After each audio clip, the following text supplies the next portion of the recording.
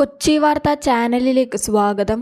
നമ്മുടെ സംസ്ഥാനത്തെ സാമൂഹ്യ സുരക്ഷാ ക്ഷേമ പെൻഷനുകൾ വാങ്ങുന്ന 62 ലക്ഷത്തോളം ആളുകൾക്ക് ഏറ്റവും സന്തോഷകരമായ വാർത്തയാണ് ഇപ്പോൾ എത്തിയിരിക്കുന്നത്. ജനുവരി മാസത്തെ ക്ഷേമ പെൻഷൻ വിതരണ അറിയിപ്പ് എത്തിയിരിക്കുകയാണ്. ധനമന്ത്രി KN ബാലഗോപാൽ ഫേസ്ബുക്ക് പോസ്റ്റിലൂടെയാണ് വിതരണ പ്രഖ്യാപനം നടത്തിയിരിക്കുന്നത്. ജനുവരി മാസത്തിലെ 1600 രൂപ എല്ലാ ഗുണഭോക്താക്കൾക്കും ലഭിക്കുന്നതോടൊപ്പം കുടിശ്ശിക പെൻഷൻ ഗഡുക്കളിൽ ഒരു ഗഡുവായ 1600 രൂപ കൂടി ഈ ജനുവരി മാസത്തിൽ ലഭിക്കും. അതായത് 3200 രൂപ ഓരോ ക്ഷേമ പെൻഷൻ ഗുണഭോക്താക്കൾ ഈ മാസത്തിൽ ലഭിക്കുന്നതാണ്. 62 ലക്ഷത്തോളം പേർക്കാണ് ഈ 3200 രൂപ വീതം ലഭിക്കുന്നത്. വെള്ളിയാഴ്ച മുതൽ ഗുണഭോക്താക്കൾക്ക് പെൻഷൻ ലഭിച്ചു തുടങ്ങും. 26 ലക്ഷത്തോളം പേരുടെ ബാങ്ക് അക്കൗണ്ടുകളിൽ തുക എത്തും. മറ്റുള്ളവർക്ക് സഹകരണ ബാങ്കുകൾ വഴി വീടുകളിൽ നേരിട്ട് പെൻഷൻ കൈമാറും. പണഞ്ഞെരുക്കം കാരണം കുടിശ്ശികയായ ക്ഷേമ പെൻഷൻ ഈ സാമ്പത്തിക വർഷവും അടുത്ത സാമ്പത്തിക വർഷവുമായി നൽകുമെന്ന് മുഖ്യമന്ത്രി പിണറായി വിജയൻ നിയമസഭയിൽ വ്യക്തമാക്കിയിരുന്നു. ആദ്യ ഗഡു ഓണത്തിന് നൽകിയിരുന്നു. രണ്ടാമത്തെ ഗഡുവാണ് ഇപ്പോൾ ഈ ജനുവരി മാസത്തിൽ വിതരണം ചെയ്യുന്നത്. കേന്ദ്ര സർക്കാർ നയങ്ങൾ മൂലം സംസ്ഥാനത്ത് കനത്ത സാമ്പത്തിക ഞെരുക്കം തുടരുമ്പോഴും പെൻഷൻ കുടിശ്ശികയില്ലാതെ വിതരണം ചെയ്യുകയെന്ന സർക്കാരിന്റെ ദൃഢനിശ്ചയമാണ് നടപ്പാകുന്നത്.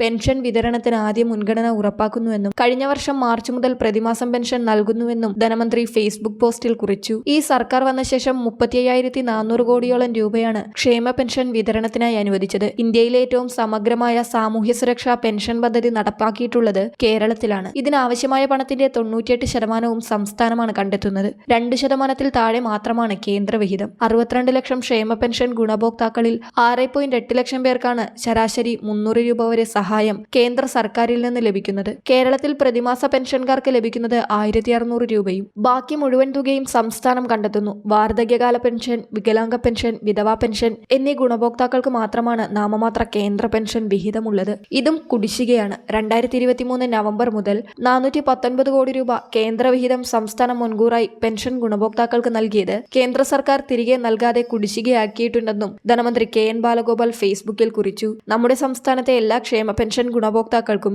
ജനുവരി മാസത്തിൽ 3200 രൂപ വീതം ലഭിക്കുന്നത് വളരെ ആശ്വാസകരമാണ്. കൂടുതൽ വാർത്താ അറിയിപ്പുകൾക്കായി കൊച്ചി വാർത്താ ചാനൽ സബ്സ്ക്രൈബ് ചെയ്യുക.